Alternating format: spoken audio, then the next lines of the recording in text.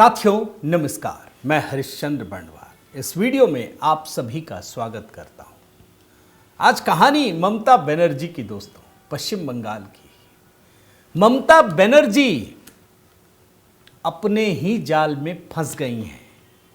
जानते हैं दोस्तों, मोदी जी के राज में भारतीय जनता पार्टी ने हर राज्य में चमत्कार किया है। कुछ साउथ के राज्यों को छोड़ दीजिए, लेकिन आप देखिए तो हर राज्य में बड़े बड़े चमत्कार। त्रिपुरा, उड़ीसा, असम, कई राज्य हैं इस तरीके के जहां कोई सोच भी नहीं सकता था। हरियाणा, बल्कि आप इसको भी रख सकते हैं, पूर्ण बहुमत मोदी जी के राज में हुआ है। पश्चिम बंगाल में भी चमत्कार हुआ है दोस्तों, ऐसा नहीं है। आप पिछले विधानसभा चुनाव को देखिए तो 2 से 70 से ऊपर विधायक पहुंचे हैं, और लोकसभा में तो आप जानते हैं 18 सांसद तक पहुंचे। लेकिन उसके बाद जो परिस्थितियां पश्चिम बंगाल में बदली, फिर ऐसा लगने लगा कि भारतीय जनता पार्टी लगता है खत्म हो जाएगी। लेकिन जानते हैं, चमत्कार होने वाला है। अगले साल पश्चिम बंगाल में विधानसभा चुनाव है दोस्तों, और लोकसभा चुनाव के बाद जो लोग मोदी जी के राज के अवसान की कहानी बुन रहे थे, उन्होंने देखा कि क्या हाल हुआ है। हरियाणा हो, महाराष्ट्र हो, दिल्ली हो, और अब बिहार से होते हुए ये कारवां पश्चिम बंगाल में पहुंचने वाला है। आप कहेंगे कि ऐसा क्या हो गया जिससे मैं इस तरह की बात कह रहा हूं? कई बातें हैं दोस्तों, कई रीजन है। ममता बनर्जी की बौखलाहट, पहली, पार्टी के भीतर का घमासान, उटपटांग आरोप, और हां, आरएसएस मत भूलिएगा, मोहन भागवत जी का असर पड़ना भी शुरू हो गया है। मैं एक जबरदस्त कहानी आपके सामने रख रहा हूं दोस्तों। सबसे पहले आप सबको जय सिया राम, हर हर महादेव। आइए आपको दिखाता हूं कि कहानी क्या है, पश्चिम बंगाल से क्यों इस तरह की घटनाएं सामने आ रही हैं। अब देखिए इसको। महुआ का मानिक भट्टाचार्य पर तीखा हमला, बोली वो चोर, उसका पूरा खानदान चोर। जानते हैं कौन है महुआ मोइत्रा? तो जानते हैं आप, तृणमूल कांग्रेस की सांसद हैं। लेकिन ये मानिक भट्टाचार्य कौन है? ये टीएमसी के विधायक हैं। पलाशी पाड़ा, बंगाल में एक जगह, वहां से विधायक है मानिक भट्टाचार्य। और आप सोचिए कि टीएमसी का एक सांसद टीएमसी के एक विधायक को चोर और डकैत कह रहा है। क्या कहा है महुआ ने? इनकी बीबी चोर, बेटा चोर, पूरा खानदान चोर। महुआ ने कहा कि वह आम तौर पर इस तरह की भाषा का इस्तेमाल नहीं करती, लेकिन अब मजबूर होकर कहना पड़ रहा क्योंकि कुछ लोगों ने पार्टी को बदनाम किया और सरकार गिराने की नौबत ला दी थी। अच्छा है महुआ जी, कह लीजिए, बंगाल की जनता तो पार्टी के बारे में कह रही है। और आप देखिए दोस्तों, ये लड़ाई एक तरफा नहीं है। ये खबर मैं आपको 26 फरवरी की दिखा रहा हूँ, मतलब बस आज ही कल की है। इससे पहले टीएमसी के 6 विधायकों ने महुआ मोइत्रा पर इल्जाम लगाया था और बाकायदा आला कमान को एक चिट्ठी दी, प्रतिवेदन दिया। ये कह रहे थे कि ये मनमानी करती हैं, हठधर्मी हैं। ये बंगाल से के कृष्णानगर से सांसद हैं। और जिन विधायकों ने हस्ताक्षर किए थे टीएमसी के हैं, नाम सुनिए, बिमलेंदु सिन्हा रॉय, करीमपुर विधानसभा। इसके अलावा नक्काशीपुर पाड़ा के विधायक कल्लोल खान, चपरा के विधायक रकबनूर रहमान, दक्षिण कृष्णानगर से उज्जवल विश्वास, पलाशी पाड़ा के विधायक मानिक भट्टाचार्य, और कालीगंज से विधायक नसीरुद्दीन अहमद। दोनों एक दूसरे को चोर, डकैत यही कह रहे हैं। और इतना ही नहीं है, एक और सांसद की कहानी बताता हूं। टीएमसी के एक सांसद हैं कल्याण बनर्जी। इन्होंने खुल करके अपने ही सरकार के मंत्रियों की आलोचना की। और क्या कहा जानते हैं? उन्होंने ये कहा कि वो तो टीएमसी भी छोड़ देते, वो टीएमसी में सिर्फ इसलिए हैं क्योंकि यहां ममता बनर्जी है, नहीं तो पार्टी छोड़ देते। वो कह रहे हैं कि जिस तरीके से हम सांसदों का रवैया, मंत्रियों का रवैया देख रहे हैं, हम इस पार्टी में रहना नहीं चाहते हैं। और आपको ये भी पता है दोस्तों कि अभिषेक बनर्जी के भी भारतीय जनता पार्टी में शामिल होने की खबरें आ रही थी। टीएमसी में संघर्ष चल रहा है, नेतृत्व का संघर्ष। एक ममता बनर्जी के साथ जो थोड़े उम्र दराज लोग हैं, एक अभिषेक बनर्जी के साथ जो युवा पीढ़ी है, दोनों में खींचतान चल रही है, लड़ाई चल रही है, सत्ता की रस्साकसी, यही बोलते हैं। अब ममता बनर्जी कुछ नहीं कर पा रही, ये आज की कहानी नहीं है, पिछले 3-4 साल से चल रही है। अब बर्स्ट कर रहा है, विधानसभा चुनाव सामने है। अब ममता बनर्जी क्या करेंगी? तो उन्होंने इससे ध्यान भटकाने के लिए एक वही घिसा पिटा पुराना तरीका अपनाया है, चुनाव आयोग पे हमला बोल दिया है। वो कह रही हैं कि ज्ञानेश कुमार को इसीलिए मुख्य चुनाव आयुक्त बनाया गया है क्योंकि चुनाव आयोग ठीक से काम ना करे, साजिश रचे। और उन्होंने धमकी दी है कि महाराष्ट्र और दिल्ली में चुनाव आयोग ने हरा दिया। आप सोचिए, यही काम दिल्ली में केजरीवाल कर रहे थे। ये लोग जब चुनाव हारते हैं या लगता हार जाएंगे तो कहते चुनाव आयोग, चुनाव आयोग, और जब जीत जाते तो बोलते चुनाव आयोग तो बहुत अच्छा है। वही घिसा पिटा तरीका। और जानते क्या कह रही है ममता बनर्जी? वो कह रही हैं कि जो भी राज्य में अगर भाजपा जीतती है तो बेईमानी होता है, ये लोग जीत जाते हैं तो ठीक होता है। बोल रही है चुनाव आयोग के खिलाफ धरने पर ये बैठेंगी। यकीन मानिए दोस्तों, ममता बनर्जी का भी ये मेरे ख्याल ये 15 साल पूरा होने जा रहा है। भैया जनता आपसे थक चुकी है, ये सच है। और उसके बाद राष्ट्रीय स्वयंसेवक संघ ने जो काम किया, आपको पता है ना, अभी मैं कई बार दिखा चुका कि मोहन भागवत जी अभी गए थे बंगाल में, उनकी जनसभा ना हो सके इसकी कोशिश पुलिस ने, प्रशासन ने सब की। हाईकोर्ट के परमिशन से शानदार कार्यक्रम हुआ, भारी भीड़। ममता बनर्जी इससे डरी हुई है और इसीलिए पहले वो चुनाव आयोग पे आरोप लगाती हैं, फिर कहती हैं कि भारतीय जनता पार्टी बाहरी लोगों को जोड़ रही है, फर्जी वोटर कार्ड बनाया जा रहा है। 2 एजेंसियां नाम भी लेती हैं कि मुझे 2 एजेंसियों के बारे में पता चला है, कई लोगों ने उन्हें यहां भेजा है।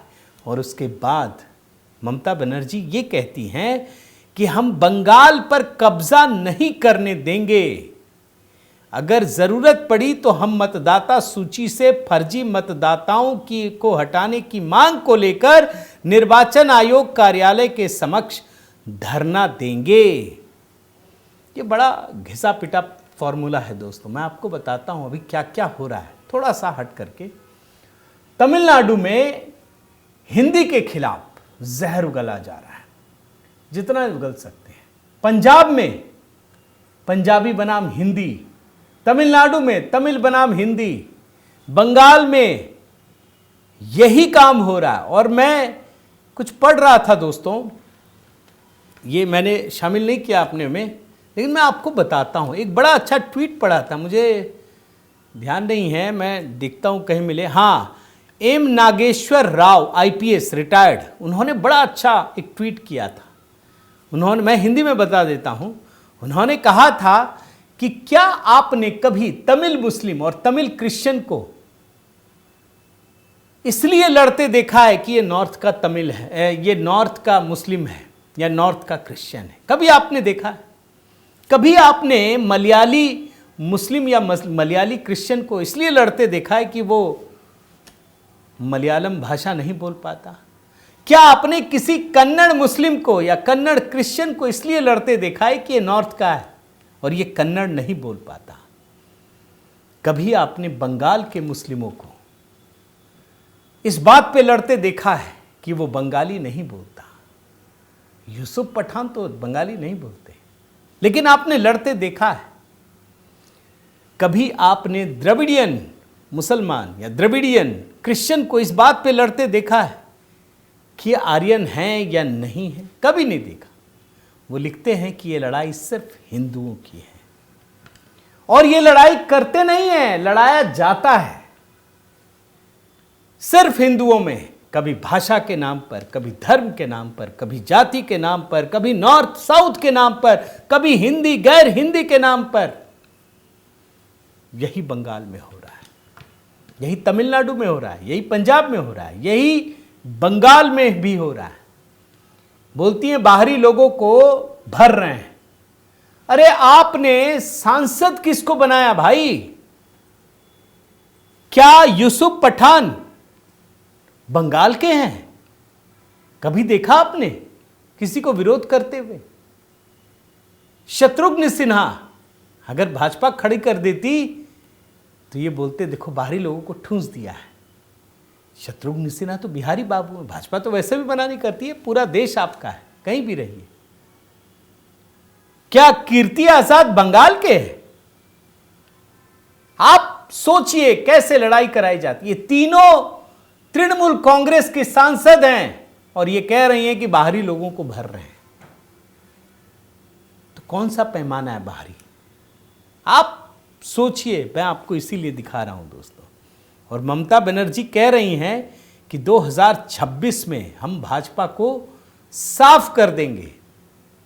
हर बार ये चुनावी फितूर होता है, लेकिन मैं जब ये सारी चीज़ें दिखा रहा हूं ना, एक मेरे पास बयान है दोस्तों, जिसमें ममता बनर्जी का बयान है। ये ट्वीट किया था शुभेंदु अधिकारी ने, जिसमें वो कहती है कि मुझे बांग्लादेश से प्यार है, और उसके बाद धमकाती हैं कि अगर कोई बंगाल को जलाएगा तो असम, पूर्वोत्तर, उत्तर प्रदेश, बिहार, झारखंड, उड़ीसा सब जलेगा, आपकी कुर्सी हिला देंगे। एक बयान है, आपको सिर्फ सुनाने के लिए, आपको पर्सपेक्टिव नजर आएगा, जरा सुनिए ना।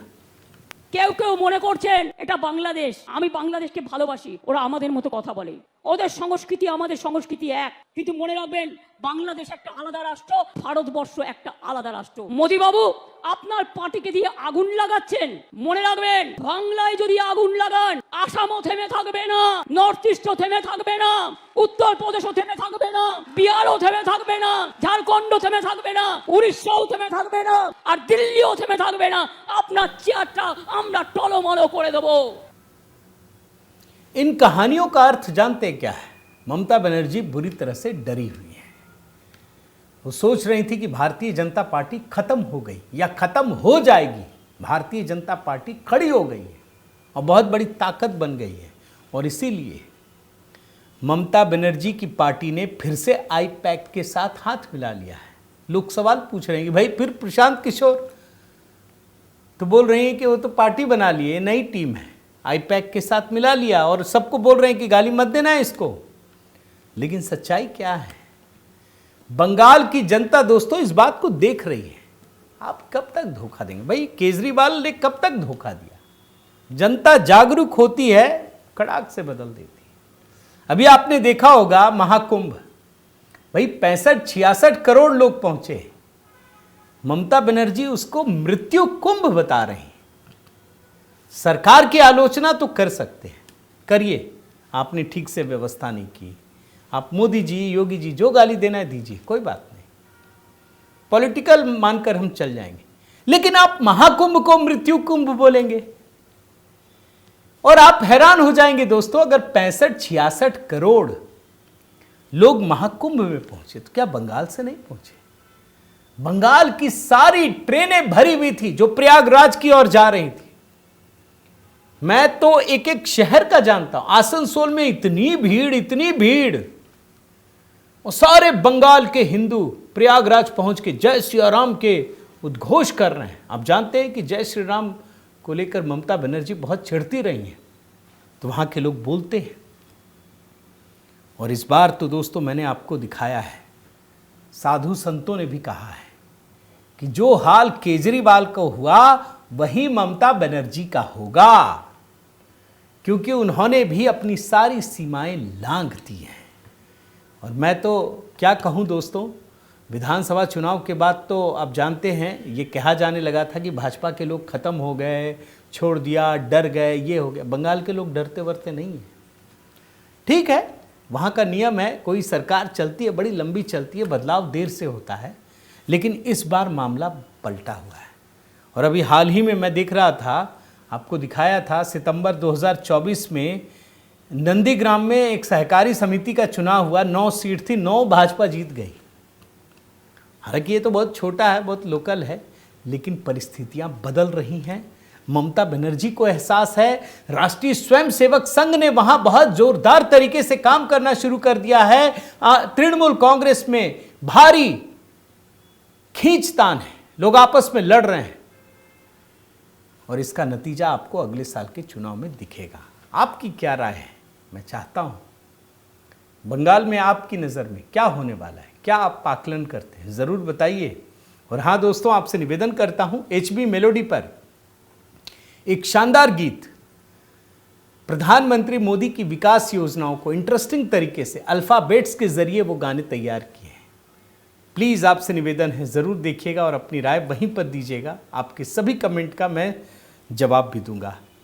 बहुत बहुत धन्यवाद। अगर चैनल सब्सक्राइब नहीं किया है दोस्तों तो ज़रूर कीजिए, लाइक कीजिए, कमेंट कीजिए, बेल आइकन दबाइए। बहुत सारे नंबर आपके स्क्रीन पर हैं जिसमें व्हाट्सएप चैनल है, और अगर किसी तरीके से जुड़ना चाहें, सहयोग करना चाहें तो आपका स्वागत है। बहुत बहुत धन्यवाद। जय सिया राम।